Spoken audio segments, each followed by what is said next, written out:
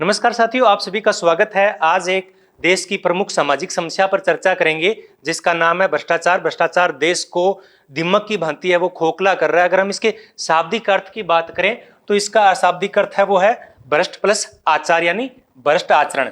तो ये एक व्यापक अवधारणा है, केवल सरकारी कर्मचारियों या नेताओं द्वारा करप्शन को इसमें शामिल नहीं किया जा सकता, क्योंकि रिश्वत देना भी एक प्रकार का भ्रष्टाचार को बढ़ावा देना है। तो शाब्दिक अर्थ है जीवन में भ्रष्ट आचरण करना। कई बार इसको अनैतिकता के साथ भी जोड़ दिया जाता है। अगर हम वर्तमान में भ्रष्टाचार की स्थिति को देखें तो एक गैर सरकारी संस्था है ट्रांसपेरेंसी इंटरनेशनल। ये पूरे विश्व में भ्रष्टाचार को रिकॉर्ड करती है और उसके आधार पर प्रतिवर्ष अपनी रिपोर्ट जारी करती है। तो इस रिपोर्ट में 2021 के अंदर भारत का जो स्थान है वो है 85वां, 85वें नंबर पर भारत आता है, यानी 84 देश भारत से कम भ्रष्ट है। तो ये ट्रांसपेरेंसी इंटरनेशनल है जो कि भ्रष्टाचार धारणा सूचकांक जारी करती है। ये 180 देशों का अध्ययन किया है उसने। 2021 में भारत का स्कोर है वो 40 आया है और इसकी स्थापना थी वो 1993 में हुई थी। बर्लिन में इसका मुख्यालय है जर्मनी के अंदर, और 1995 से प्रतिवर्ष ये रिपोर्ट है वो जारी कर रही है।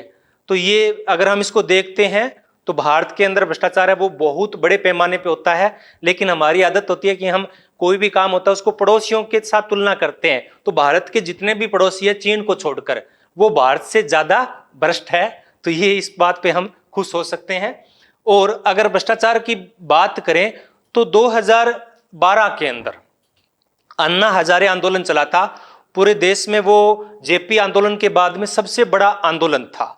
तो उनकी मांग थी कि लोकपाल की नियुक्ति है वो की जाए, लोकपाल विधेयक लाया जाए।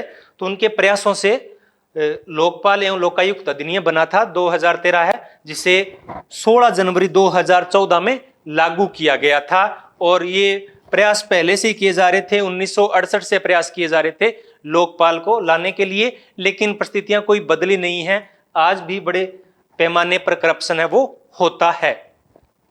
अगर हम इनकी परिभाषा की बात करें कि करप्शन किसे कहते हैं, तो संथानम समिति जो कि 1960 में गठित की गई थी, इसके अनुसार सार्वजनिक पद अथवा जनजीवन में उपलब्ध विशेष स्थिति के साथ संलग्न शक्ति एवं प्रभाव का अनुचित या स्वार्थपूर्ण प्रयोग भ्रष्टाचार कहलाता है।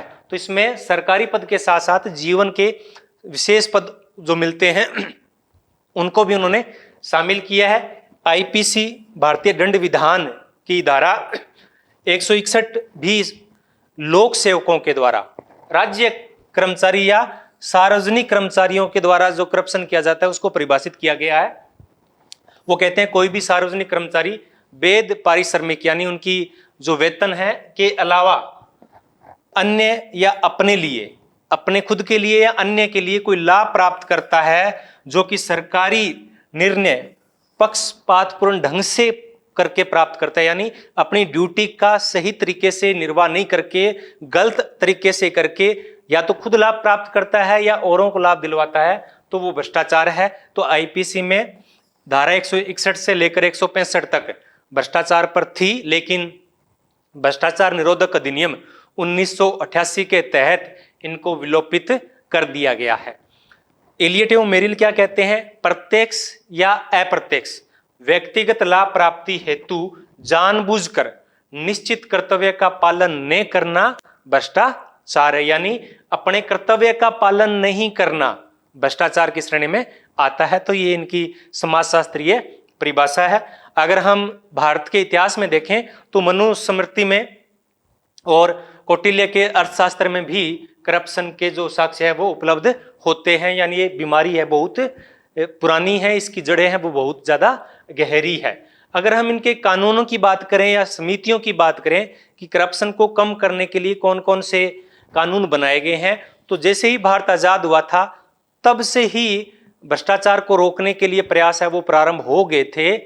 सबसे पहले 1947 में भ्रष्टाचार निरोधक अधिनियम बनाया गया था, लेकिन बाद में इसमें बहुत सारी कमियां थी। तो तो इसका स्थान है बाद में भ्रष्टाचार निरोधक अधिनियम 1988 ने ले लिया। तो ये 9 सितंबर 1988 को लागू किया गया था भ्रष्टाचार निरोधक अधिनियम 1988 में। और जो इसकी धारा 31 है इस अधिनियम की, उसके तहत जो 161 से लेकर 165 तक आईपीसी में धारा थी उनको निरस्त है वो कर दिया गया है। तो प्रश्न इस धारा से भी आ सकता है और इस अधिनियम को कब लागू किया गया इससे भी पूछा जा सकता है। 9 सितंबर 1988 की टेकचंद समिति बनी थी 1949 में। यह इस अधिनियम की जो 47 में भ्रष्टाचार निरोधक अधिनियम बना था उसकी समीक्षा के लिए बनाई गई थी 1949 के अंदर। संथानम समिति यह सबसे महत्वपूर्ण समिति है जो आज भी उसके द्वारा जो अनुशंसा की गई थी वो आज भी कारगर है।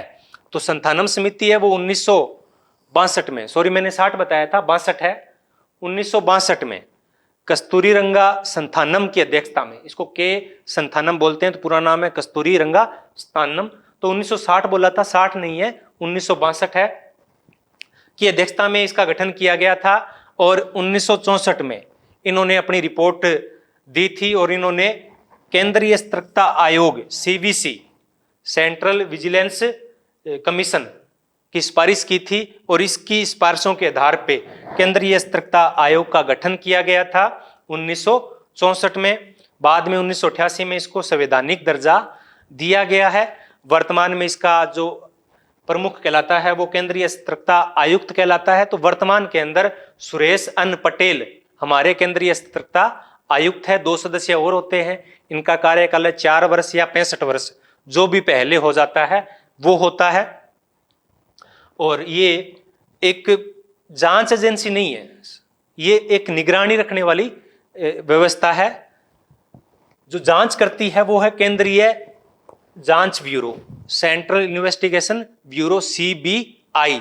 इसकी स्थापना है वो संथानम समिति के अंतर्गत ही थी। 1 अप्रैल 1963 में इसकी स्थापना की गई थी और ये भारत की प्रमुख जांच एजेंसी है और भारत में इंटरपोल का प्रतिनिधित्व करती है, यानी विश्व के अन्य देशों की। इंटरपोल यानी इंटरनेशनल पुलिस, तो उसकी ये एक संस्था है, इसके साथ ये तालमेल बनाकर रखती है। एक और है करप्शन को रोकने के लिए विदेशी योगदान नियमन अधिनियम 1976 में ये लाया गया था। तो ईयर है वो पूछा जा सकता है। वैसे प्रथम प्रशासनिक सुधार आयोग ये भी हो सकता है पूछ लिया जाए कभी, 1966 में बनाया गया था। मोरारजी देसाई इसके पहले अध्यक्ष थे, लेकिन बाद में हनुमंथैया को अध्यक्ष इसका बनाया गया था। लोकपाल की बात की, जो 2013 में कानून बना था, जनवरी 14 में लागू हुआ था। तो ये विश्व में पहली बार एक संस्था है लोकपाल के समान ही, उसका नाम है ओम्बुड्समैन। तो ये स्वीडन में लागू की गई थी व्यवस्था 1805 में। इसी से प्रेरित होकर भारत में भी लोकपाल की मांग है वो की गई है। अगर हम राजस्थान में करप्शन के कानूनों की बात करें तो 4 कानून है वो 2011-12 में। देखो जब अन्ना हजारे का आंदोलन चला था तो एक लोगों में जागरूकता आई थी, ऐसा लग रहा था कि प्रत्येक भारतीय के अंदर नया जोश उत्पन्न हो गया है और करप्शन के मामले में पूरा देश उबल रहा था। तो उसको बहुत सारे उसके प्रभाव और आए कि लोकपाल नहीं आया, तो लोकपाल तो चलो उतना कारगर नहीं रहा जितनी उम्मीद की जा रही थी, क्योंकि करप्शन तो अब भी बहुत हो रहा है। पहले राजीव गांधी जी कहते थे कि जब 1 पैसा कोई जारी किया जाता है तो वो अंतिम व्यक्ति तक पहुंचते पहुंचते 15 पैसे रह जाते हैं। और अब मोदी जी भी कहते हैं कि अब पूरा का पूरा पैसा पहुंच रहा है, लेकिन ऐसा नहीं है। कुछ जो योजनाएं हैं उनका पैसा जरूर पहुंच रहा है, लेकिन आज भी बड़े पैमाने पर जो निर्माण कार्य होते हैं या जो ठेके वगैरह दिए जाते हैं उनमें करप्शन होता है। और निचले लेवल पर जब तहसीलों में या और सरकारी कार्यालयों में आज भी करप्शन है वो जारी है। तो इसके लिए जो 2012 के अंदर माहौल बना था उसमें कुल 4 कानून है वो राजस्थान में भी बने थे। Rajasthan guarantee of public service 2011, ये 14 नवंबर 2011 को लागू किया गया। तो इस प्रकार के कानून है वो लगभग सभी राज्यों में लागू हुए थे उस समय। Rajasthan right to hearing act 2012, 1 अगस्त 2012 को ये लागू हुआ था। राजस्थान स्पेशल कोर्ट्स एक्ट 2012, ये 13 दिसंबर 2012 को लागू हुआ था। Rajasthan transparency in public procurement act 2012, ये 26 जनवरी 2013 को लागू हुआ था। एक सवेतवसन अपराध की अवधारणा है वो करप्शन से ही मिली जुली हुई है। तो जो स्पेदपोष जो नेता है, तो जो भी व्हाइट कॉलर इसको बोल देते हैं, व्हाइट कॉलर क्राइम, श्वेत यानी व्हाइट, वसन यानी कपड़े, व्हाइट कॉलर भी इसको बोल देते हैं अपराध। जो नेताओं द्वारा जो अपराध किया जाता है वो इसमें आता है। और ये अवधारणा थी वो सदरलैंड ने दी थी 1939 में। 1939 में सदरलैंड ने श्वेतवसन अपराध की अवधारणा दी थी, व्हाइट कॉलर क्राइम, जो कि करप्शन के लिए ही इस शब्द का प्रयोग किया गया था। और जो कर्मचारियों द्वारा जो करप्शन किया जाता है उनको सदरलैंड ने कहा था ब्लू कॉलर क्राइम। इसको इन्होंने विवेदक साहचर्य यानी जिस प्रकार से अन्य अपराध सीखते हैं उसी प्रकार से करप्शन करना भी व्यक्ति है वो समाज से सीखता है। ये कारण माना। भारत में काले धन की समस्या भी बहुत बड़ी समस्या रही है और अन्ना हजारे ने करप्शन के खिलाफ और लोकपाल के लिए और साथ में काले धन की मांग को भी उठाया था। लेकिन बाद में बाबा रामदेव ने काले धन की मांग को लेकर काफी माहौल क्रिएट किया था और आया कितना वो हमें नहीं पता है।